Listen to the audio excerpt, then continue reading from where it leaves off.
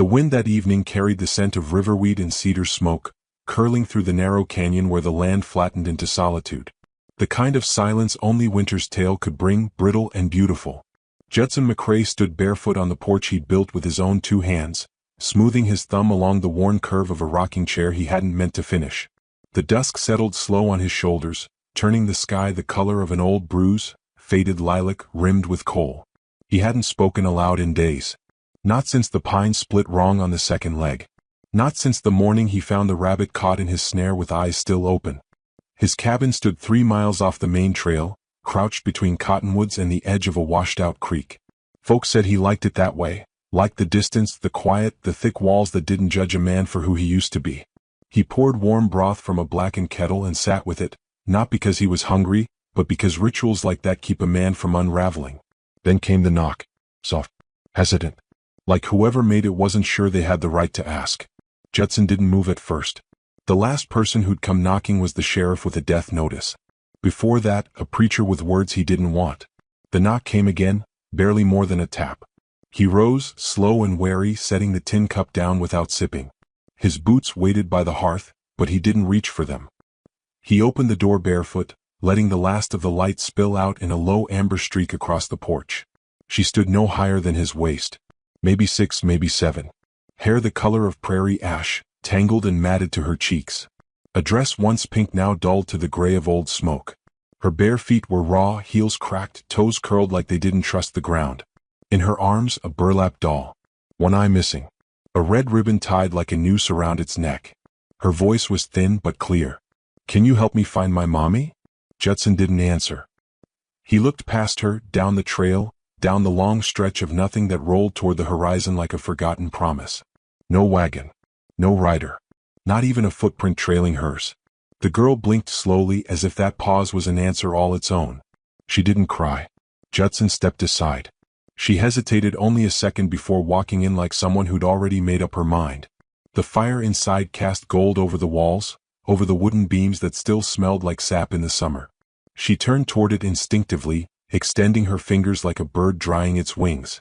He closed the door. She didn't ask for food, but her eyes tracked the pot still steaming near the hearth. He poured her a bowl without speaking, laid a napkin on the table and waited.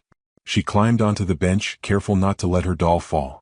Judson sat across from her and watched her eat. Small, precise bites, like she was rationing more than just soup. "You got a name?" he asked. She paused mid-bite, eyes lowering. "June." He nodded. "Judson." She nodded back like it was fair. When she finished, she wiped her mouth with the back of her hand and asked, "Do you got a mama?"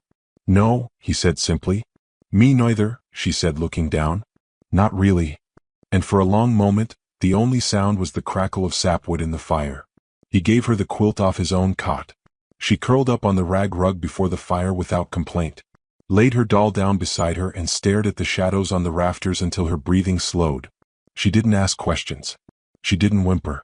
She just settled. Judson sat beside the fire and carved without really seeing. His hands knew the rhythm of the blade better than his eyes did anymore. The rocking chair remained outside, unfinished. It always would be. That night, something cracked. Not loud, not sharp, but deep. The kind of break that feels like a breath drawn in after years underwater. He didn't sleep. Morning light came pale and cold through the cracks in the shutters. June sat cross-legged on the floor, sketching with a bit of charcoal on the back of a flour sack. The drawing was crude but clear. A woman under a tree with fire licking up from her dress. Judson didn't ask. Instead, he made cornbread and set it between them, tearing off a piece for her like communion. By midday she was helping him sweep sawdust from the shop floor. She didn't speak, didn't hum, just moved like someone used to watching grown men with careful eyes. When he hammered, she handed nails. When he sanded, she turned the wood. At one point she asked, "You always alone?" "Now," he said. "Why?" He didn't answer. She didn't ask again. That afternoon, they walked to the edge of the bluff where the earth dipped toward the creek. A lone fence post stood there, half-rotted, splintered from years of storm and sun.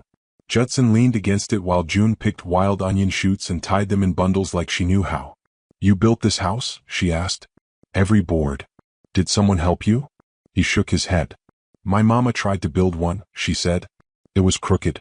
But she liked it that way." He looked at her then, not the way a man looks at a child, but the way a man studies a story he's not sure he's ready to read. She dropped the bundle of onions into his hand. That evening they sat by the fire again. She played with her doll, adjusting the ribbon so it looked like a scarf. She says thank you, June murmured. For what? For not making her sleep outside again. Judson stood, moved to the shelf, and pulled down a small box, oak, worn smooth from years of touch. Inside were carvings, animals, stars, a woman's face he hadn't dared finish. He held it out to June. She looked at it like treasure. You can put your drawings in it, he said. She touched the carving softly. Can I put my doll in it too? If she fits. June placed the box by her bedroll and whispered something to it before curling beneath the quilt again. Judson sat by the fire, running his thumb along a splinter in the floorboards, the kind he never sanded down. A flaw. A reminder. In town the next morning the air was colder. People looked twice. Mrs. Dell, the midwife, rode past and paused when she saw the girl holding Judson's hand as they crossed the livery yard. That your niece? She asked, tone sharp with sugar. No, Judson said. June looked up at him. Mrs. Dell pursed her lips and rode on. Inside the general store, Mayor Fenley stood near the sacks of salt with his puffed red cheeks and gold watch chain. He glanced at June, then at Judson. That your business now? He asked, voice low. Collecting strays? Judson didn't respond. She yours, you'll need papers, Fenley said. And if she ain't, someone's gonna want to know why she's in your house. Judson set down his coin, took his coffee beans and left. Outside, June was already walking toward the trail that led home.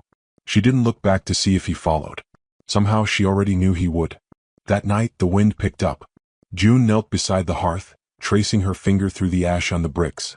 My mama had a ribbon like this one, she said quietly, tugging on her doll's scarf. Judson didn't answer. She told me to wait. That she'd come back. But then fire came. She pressed her lips together.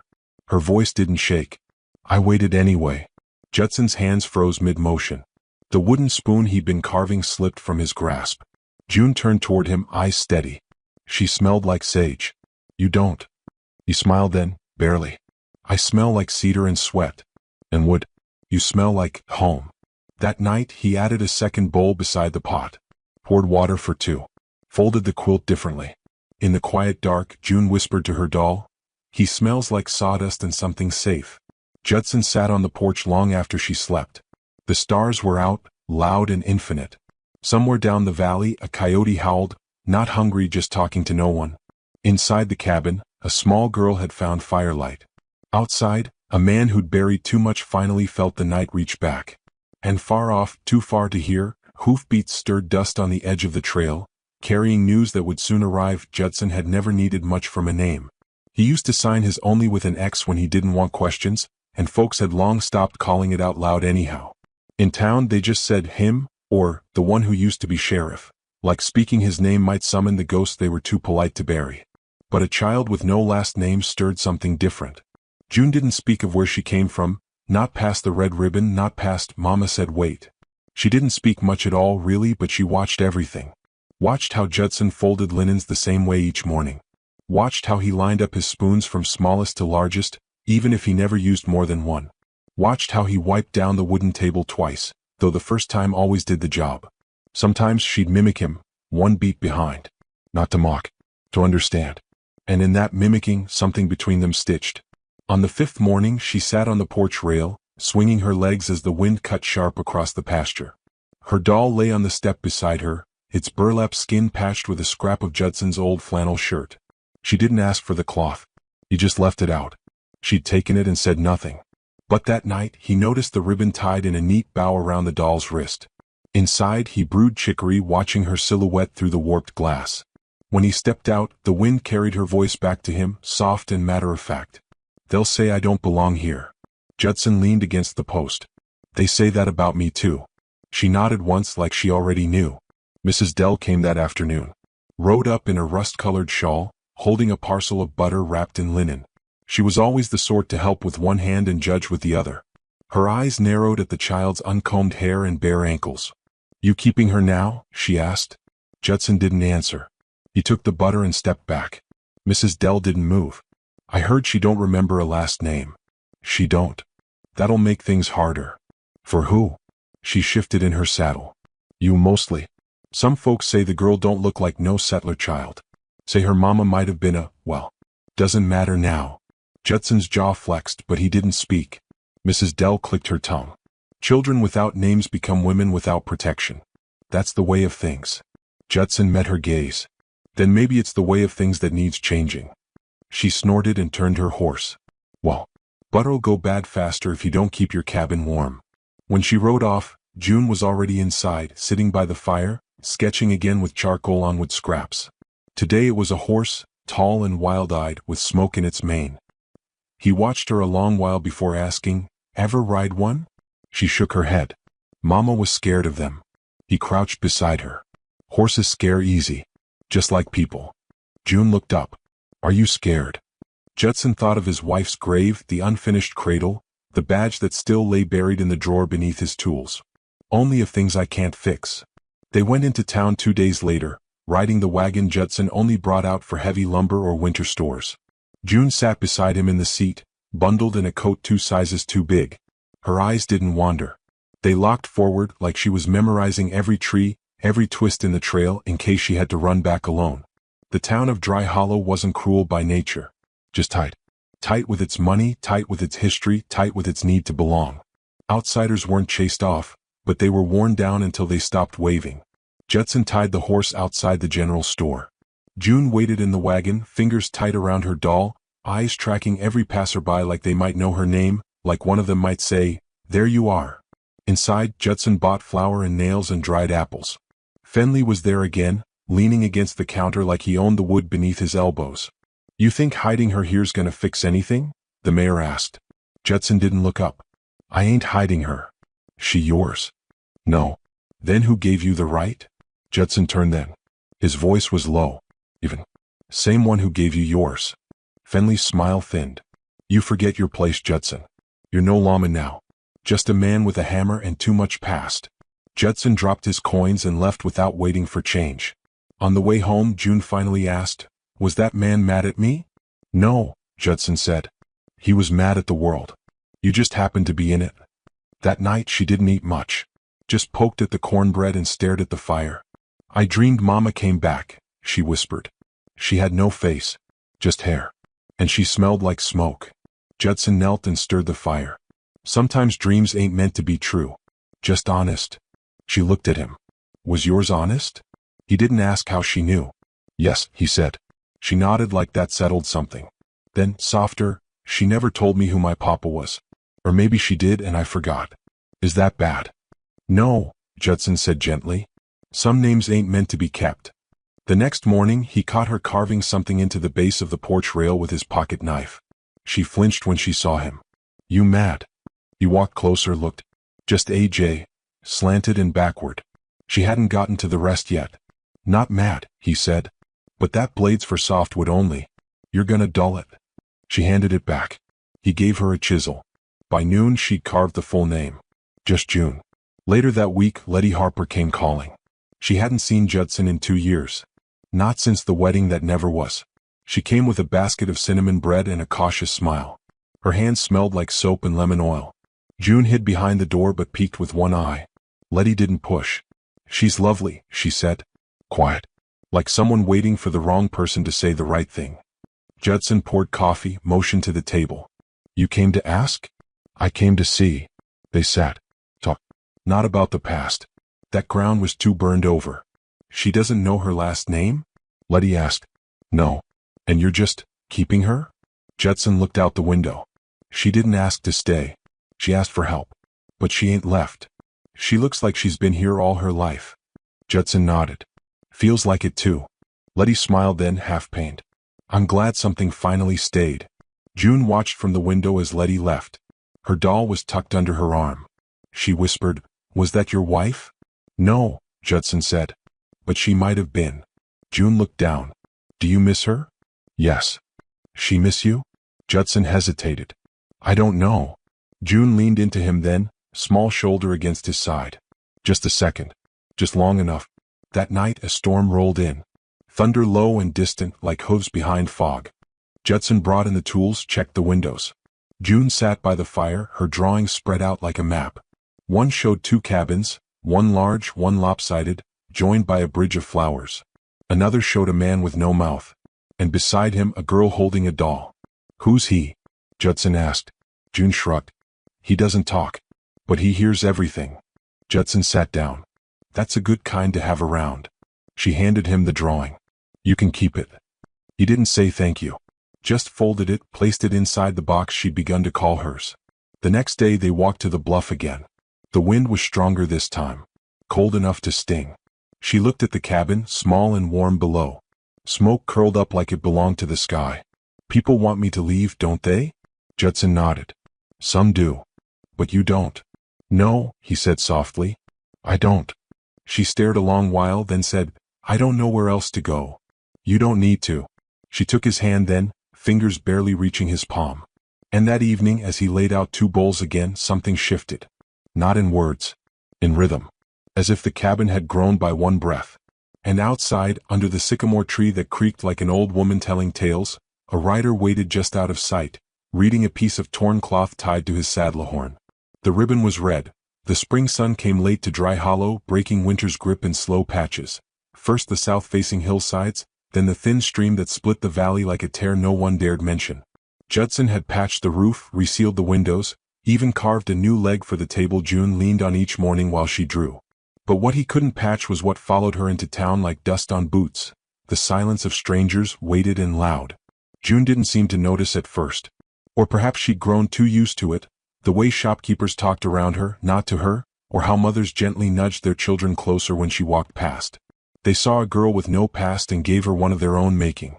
Wild, nameless, maybe foreign. Maybe cursed. Her hair was too light, her eyes too sharp, her silences too old. But still she returned to town, walking beside Judson like she had every right to the road beneath her bare feet. That morning they came for oil and cloth. June wore the dress Letty had mended, tied with a faded green ribbon at the waist. She carried her doll slung in a makeshift sling over her shoulder, like she'd seen mothers do. The sight made some women smile until they realized who the girl was. Then they turned away, murmuring behind pinched lips. Judson noticed it more than June did. Or maybe she hid it better. She'd learned, after all, from the man who answered cruelty with silence. The store was full. Saturday mornings always were. Wagons in the yard, boys playing stickball in the alley, gossip thick as smoke near the sacks of flour. June waited by the porch steps while Judson went in. He told her to stay close. She always did. He was gone no more than 10 minutes. When he returned, she wasn't where he left her. He found her behind the blacksmith's shed, crouched low, fists tight, doll forgotten in the dirt. Her eyes were wide, glassy, not crying, but fighting the urge. "What happened?" he asked. She shook her head. Then he saw it. A scrap of paper, nailed to her back with a thorny branch woven through the ribbon that tied her dress. "Whose girl?" The letters were thick, jagged, smeared like someone had dipped a stick in ink and carved it out with spite. It wasn't a question. It was a warning. Judson knelt beside her, unpinned it wordlessly, crumpled it in his calloused hand, and stood. He didn't say a word. Just took her hand and walked. No one met his eyes as they passed. Not the blacksmith's boy who'd once called him sir. Not the seamstress who'd offered June candy weeks before. Not even Letty, standing in the doorway of the schoolhouse, her face pinched in grief she hadn't earned. They reached the wagon. Judson lifted June up gently, checked her arms, her shoulders, as if the words had bruised her skin. She didn't speak until they passed the ridge where the town slipped out of sight. "Why do they hate me?" she whispered. Judson's throat tightened. "They don't hate you. They fear what they don't know. I'm not nothing." "No," he said, voice rough. "You're not." She looked at him then, really looked. "Are you ashamed of me?" Judson pulled the reins to a stop. The horse exhaled steam into the warming air. He turned to face her fully. "There are things I regret. You ain't one of them." Her eyes welled then, but she swallowed it down like someone who'd learned crying changed nothing. "I didn't even do anything," she said.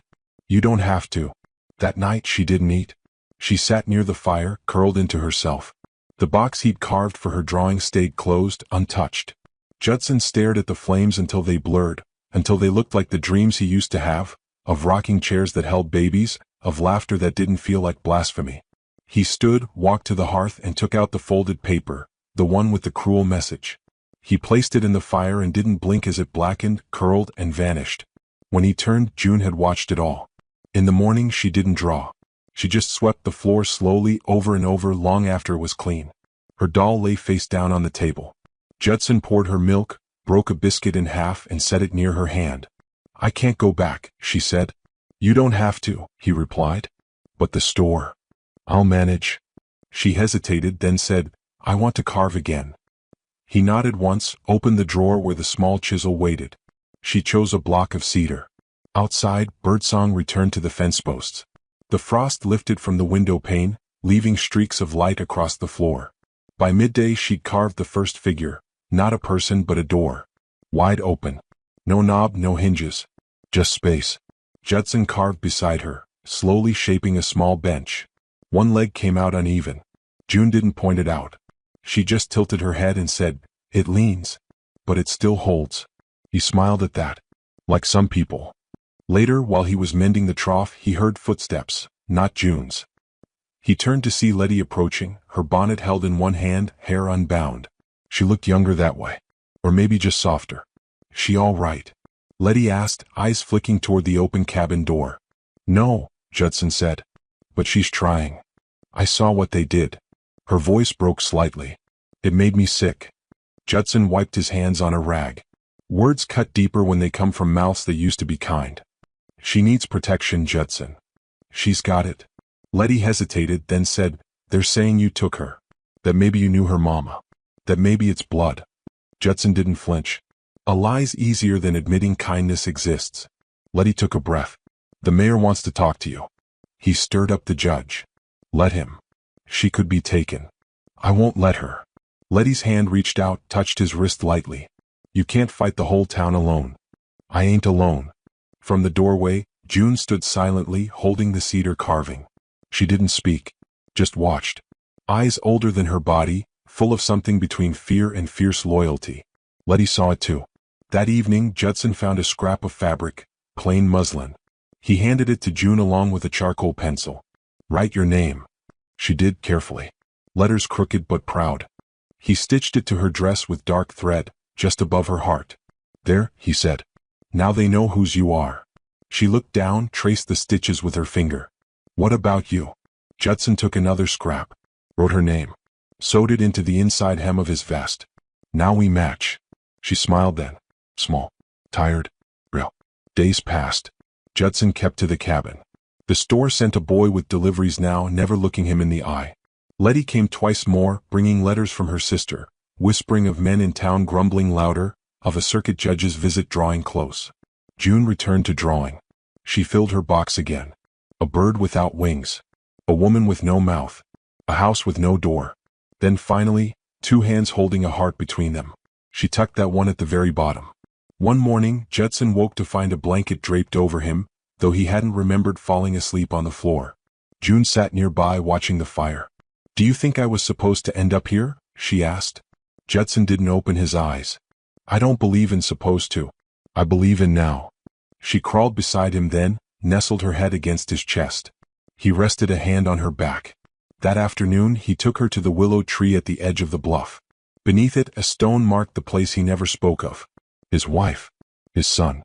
He knelt beside it. "This was mine. Once." June knelt too. He told her, quietly, about the night the storm came, about the flash flood, about the wagon swept off the road. "I made the mistake of thinking silence would protect me from remembering," he said. "But it only kept the grief alive." June didn't speak. She just placed her hand on the stone, then on his shoulder. That night he found the carving she'd hidden in the box. It was the cabin, drawn crooked but full of light. And beside it, two figures. One tall. One small. Both holding the same door open. And somewhere beyond, a red ribbon tied to a branch, fluttering like a flag. Outside, wind stirred. And on the far ridge, two riders approached under the cover of dusk. One in uniform, the other with papers in hand. Up by mid-April, the trail up to Judson's cabin had turned soft with thawed earth, the ruts deepening like scars remembered only by those who'd ridden them in winter. The creek beside the bluff ran clearer now, though it still carried the bitterness of melted ice. Birds returned in cautious pairs, and the cottonwoods whispered in early leaf. June had begun drawing flowers again. Dandelions mostly. Wild tulips. Sometimes she pressed real ones between pages of an old-school primer Judson gave her. But she never drew people anymore. Judson noticed but didn't ask. Some things retreat before they return. That morning Mrs. Dell came. She rode alone, with mud splattered on her hem and a crease of something hard across her brow. She didn't dismount. "You need to hear this first," she said. "Then you can hate me." Judson stepped out onto the porch, arms crossed. "There's talk," she said, voice tight. "A body was found. Weeks back near Cross Hollow. Wagon burnt. A woman inside. The fire was near total." Judson's face didn't change. "Not right away." Dell continued. "She had ash blonde hair. Small frame. They think it could be June's mama." A long silence followed, full of wind and dust and the ache of something unspoken. "June can't know," Judson said quietly. Dell nodded. "I didn't come for her. I came for you. Before Fenley does. He's stirring it up. Says you've been hiding the girl, ignoring the law. She wasn't wanted. That won't matter now." Judson looked past her, toward the field where June knelt with her knees in the dirt, studying the shape of a petal like it held some coded message. "Fenley's got a judge coming," Dell added. 2 days. He didn't answer. Just turned and went inside. That night he didn't sleep. He sat by the fire sharpening a carving knife he didn't need sharp. His hands moved from habit, but his thoughts had edges. Across the room, June slept curled with her arms around her doll, the same way she'd slept since the first night. Safe but still folded into herself.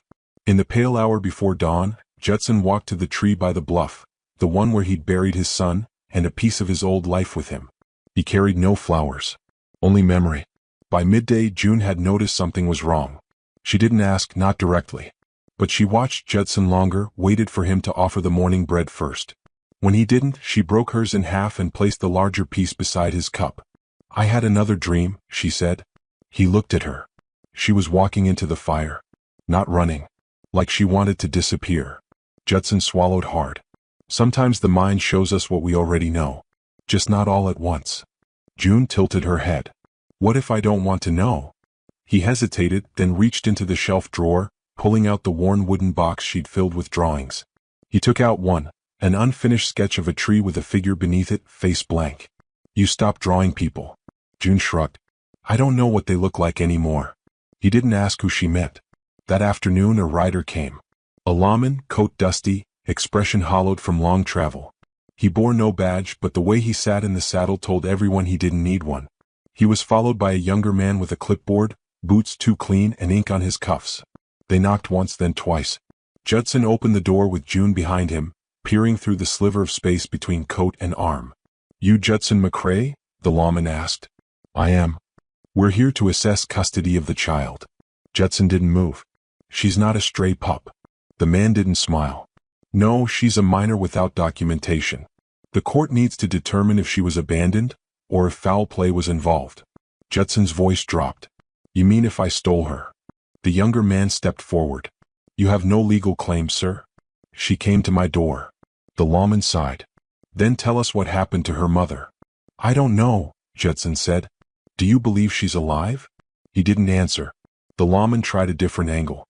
"Did the girl ever mention a name? The town? A father?" Judson looked at June, who stood behind him, chin trembling just barely. "She only remembers the fire." The clipboard man scribbled. The lawman softened slightly. "Sir, if the girl's mother is deceased, she'll need to be placed in care. That's the law." Judson spoke evenly. "You ever think the law ain't what's best?" "I don't have to think," the man replied. "I just carry it." Judson stepped aside, not for them, but for June. She came forward slowly, eyes wide but dry. "I want to stay," she said. The younger man looked at her, blinking like he hadn't expected her to speak. "I sleep warm here. I have my own spoon. I get to draw." That's more than I had before. The lawman crouched slightly, lowering his voice. "But who takes care of you if something happens to him?" June looked up at Judson, then back at the stranger. "Then I take care of myself. Like I did before." They left without a decision. But they'd be back. That evening, Judson built a shelf for her box. Mounted it on the wall beside the window. June filled it with her drawings one by one, silent as a prayer. When she finished, she turned to him. "Was she in the fire?" He didn't pretend. "We don't know for sure." She nodded once. "Not broken. Just steadied." "Do I have to go?" "No." "But what if they make me?" Judson crouched beside her. "Then I'll go too." "You'd come with me?" He placed his hand over hers. "There ain't a place I want to be you ain't." She leaned into his chest, forehead resting against the wool of his shirt. "I'm tired of running," she whispered. "You're not running anymore." Outside, the wind moved through the grass like breath. The creek sang lower now, quiet with spring settling. A bird called once, then again, and the last rays of sun caught the edge of the carving on the porch rail. The one that simply read, June. And beyond the tree line, Fenley's boots crunched quietly across dry needles, a letter clutched in his hand, signed in ink by a man who'd never met the girl he aimed to take. The air smelled of coming rain, thick with sage and something heavier beneath, the scent of decisions about to be made. Judson stood at the window, jaw tight, hand resting on the back of the chair June always chose at supper. He'd built it smaller without her asking, just noticed how her feet used to swing when they didn't touch the floor.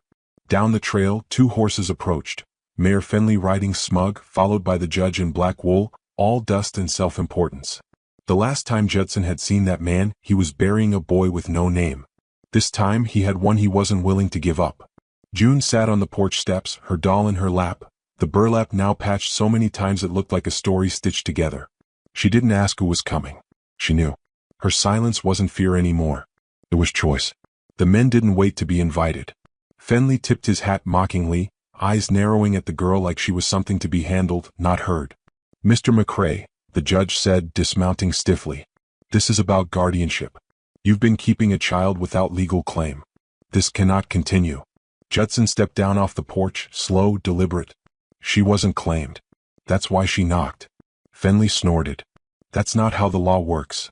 "No," Judson said, "but it's how people should." The judge opened his satchel, pulled out a paper with a seal. "There's now reasonable belief her mother perished near Cross Hollow. With no kin to speak of, we have to determine what's best for her. The court intends to place her in the care of a state home." "You mean an orphan house?" Judson said. The judge didn't flinch. "It's legal protection. A structure. She has a structure. She has a name carved in my porch." June stood now. The wind tugged gently at her ribbon. "She deserves stability," the judge pressed. "A place that can raise her properly. Educate her. I taught her how to sand wood and tell when a beam is strong. She learned how to eat without asking. How to speak without fear. You think she needs books more than that?" "She's not yours," Fenley hissed. Judson turned. "She is now." There was a stillness then, the kind that comes before lightning splits sky from earth. And then June walked forward, stopping between them all, lifting her chin just enough to be heard. "I used to not talk," she said softly, "because it never mattered. But he listens. He saw me. And he never asked me to be quiet or smaller or someone else."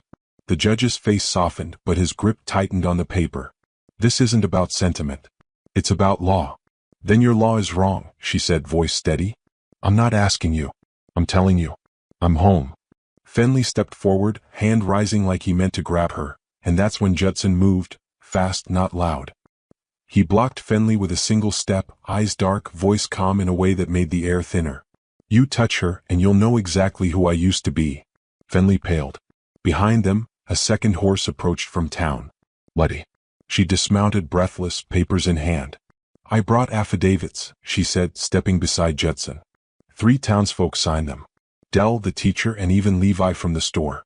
"They say June's safe here. That she belongs." The judge took the papers, read quickly. Letty turned to June, knelt to her eye level. "You want to stay?" June nodded. "This is my place." The judge looked up at Judson. "Would you take her officially? On paper?" "I already did in my heart," Judson said. "But if you need ink to see it, I'll sign it in my own blood if I have to." The wind rose then, lifting dust and ribbon and tension alike. The judge exhaled.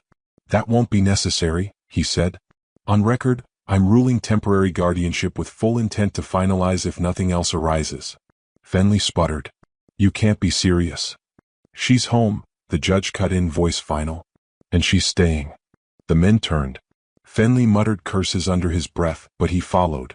The judge paused once, glancing back at June like he was trying to memorize something pure he didn't see often.